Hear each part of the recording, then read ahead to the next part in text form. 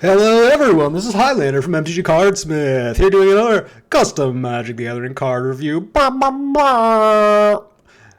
And today we're reviewing a card by Arceus, our good friend Arceus, from his set Ethoria. Still don't know if I'm pronouncing that right. So let's see what we got here. We got Embodiment of Pain. Oh, look at that pain. He's got a sword through him. This is actually pretty cool art. I like it. All right, so what do we got here? We got a 2-minute... Oh, common. Yes, I love you. I love you. I love commons. Commons are the best. Okay. So this is a 2-mana 2/1. Decent stats, you know. It's a 2-mana 2/1. Goblin Piker, as it were. Of course, there's more text on this card, but base stats are, I would say, subpar, but not terrible. So let's see. Let's see what we got here. We got Terrorize. Pay 3. Put this card from exile into your graveyard. This card terrorizes target creature. Terrorize only as a sorcery. All right. Interesting. So this is definitely the exile set. We love exile. Whenever Embodiment of Pain terrorizes a creature, that creature gets -2/-2 until end of turn. Okay. Cool. Yeah, so this is another card that you kind of would rather have in your exile. Here's the thing. Both sides of this card, both the Terrorize and the vanilla 2/1 side of this card are kind of subpar, right? Like, again, a 2-mana 2/1 is like fine. You'll play it, but you won't be happy about it if you were just playing a vanilla 2-mana 2/1, right? Because the problem with a 2-mana 2/1's okay on turn 2, though it'll quickly kind of lose value as the game goes on. As things get larger, things with 1 power can block this, and in the late game you don't want to play 2-mana 2/1, essentially, right? That's pretty bad. It doesn't really do anything for you. Now, okay, so this Terrorize is essentially a removal spell. It's a sorcery speed removal spell that gives something -2/-2 until end of turn. Now, that's also not a great card. Generally, you want your removal, ideally, you want your removal to cost less than the thing you're removing, because that gives you a sort of a tempo advantage, right? It lets you sort of get rid of their thing, trade for their 1-for-1 for their thing, but also do other things, right? So, excuse me. Now, -2/-2, I think if you're lucky, you're going to kill something that costs 3. If you're lucky. I think on average, you're going to kill something that costs 2, probably. And sometimes that's fine. I mean, sometimes there are, creatures that you have to kill. That are, have a low toughness, and that's perfectly reasonable. But overall, both sides of this card are fairly weak. But here's kind of the thing about this is like, so I haven't seen a lot of the set so far, but so far we've only seen one card. We've seen a lot of cards that like care about being exiled or care about things being in exile.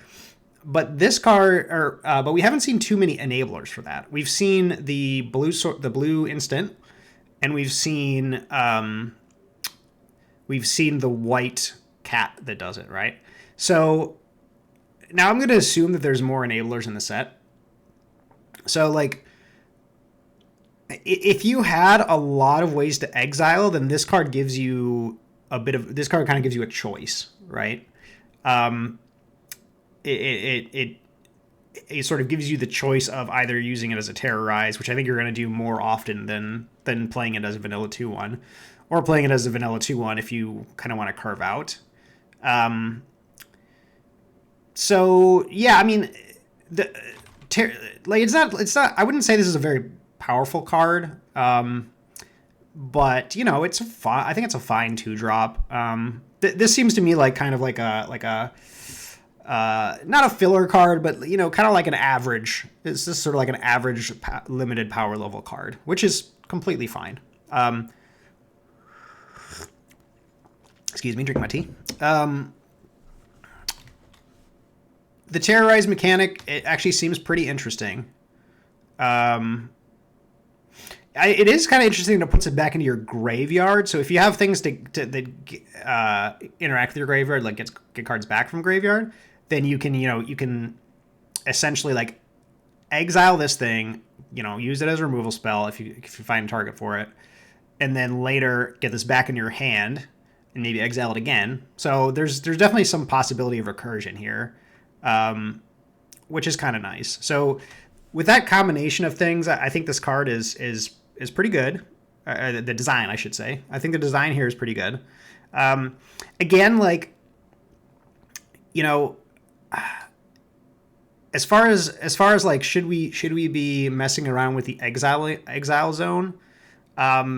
That's kind of a whole other conversation, and I talked about it a little bit when we were looking at one of the previous cards. I would tend to err on the side of caution and do things like, if you're making these mechanics that are sort of based around exiling things, I would sort of have them exile in some special way so that you can interact with with those cards and not other cards that get, are in the exile zone. For example, like I mentioned in the other video, exile them with some kind of a special counter on them, or there's other ways to do it. Like, we looked at Foretell previously. So anyway, I'm not gonna take points off of that for this, but this is sort of like a whole sort of, is this okay to do question. And I mean, you haven't seen Wizards do this stuff really much. I know there's one card I can think of that you can cast from exile. It's like some random blue 3/3 flyer. There may be others that I'm not thinking of right now, but yeah, I mean, let me know in the comments what you guys think. Do you think it's okay to just mess around with the raw exile zone, or do you think that it should be some special case? Again, I'm not going to use that to affect my rating. Okay, we've got to read the flavor text. Suffering is but a step on the path to acceptance. I imagine that's what Ashiok sounds like. Cool. So yeah, I like this card. It's got a cool design. Really, the mechanic itself is, I think, the most interesting part of the card. So yeah, I mean, this one, I'll give this one a 7 out of 10. No, I mean, honestly, I don't see too much wrong with this card. It seems a little weak to me, but it's sort of a way to utilize your exile effects. So I don't see any reason to go any lower than 8 out of 10. I think this is a perfectly fine card. I think it's well designed. It seems a little weak to me, but without playing the set, it's really hard to tell. So yeah, 8 out of 10 for Embodiment of Pain. I like it. I like what we're seeing. And thank you guys for watching.